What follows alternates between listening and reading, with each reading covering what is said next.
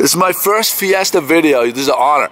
Nice, really? Yeah. Why don't you introduce yourself for Good Morning Gloucester?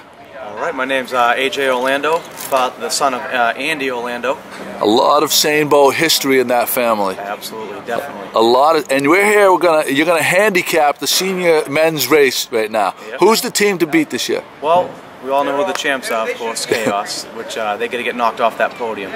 And I'd say Jarvis's crew is next in line, followed partly by the Gigalonis, and my father's crew, maybe Vincent's crew, but I'm not too keen on them anyway. So, but you know what? Our crew's called the Rising Tide, and I think that's a very fitting name for that because, you know, we're creeping up the second year into the senior level, and they better watch out. It's a lot of fun. What does Seine boat? What does this time of year mean for you personally? Well, it's funny you just said that. I just told the boys in the boat, we just got off the boat practice, and I said, just take a moment and appreciate what you're doing, because this only happens in Gloucester. It really does. And this is all part of it. Waking up early or practicing in the evening time, you get to enjoy it, and it's a Gloucester tradition. You know, if you look at, I'm a huge fishing fan. I love fishing, I love the water, and this is the way they used to do it. Road dories to catch the cod, the haddock, you know. Now we get to race them, and it's been a pleasure being able to do it, grow up around it with my father.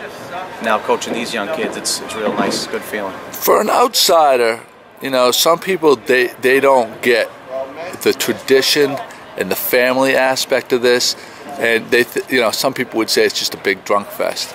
You know, there's drinking obviously that happens, but for people like you and me, our families that grew up, this is our Super Bowl. This means like everybody gets together down the beach year after year after year, and I can't think of anything that compares to the emotion that goes into this, you know, leading up to and right through Sunday, and the pageantry.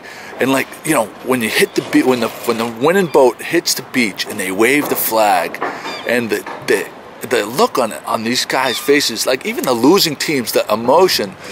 Can you sum it up at all? I mean, what does it mean to, you know, for you? Like, is there anything like it? I mean, what would you compare it to? Well, I tell you, it's for people about the rowing aspect of it. It's a lot of dedication, and you know, I've seen people, you know, growing up in the sport, like I said, with my father and a bunch of my friends doing this, myself included. If you're big and strong, you know, big six-pack full of muscles, it doesn't mean you can pull a boat. You know, you got to be technically sound, you got to be dedicated. It starts from your legs all the way up to your head, because you got to use your brain too. Yeah. So you put that dedication in, that hard work all week, and you bust your ass, you know, and it's what you got to do.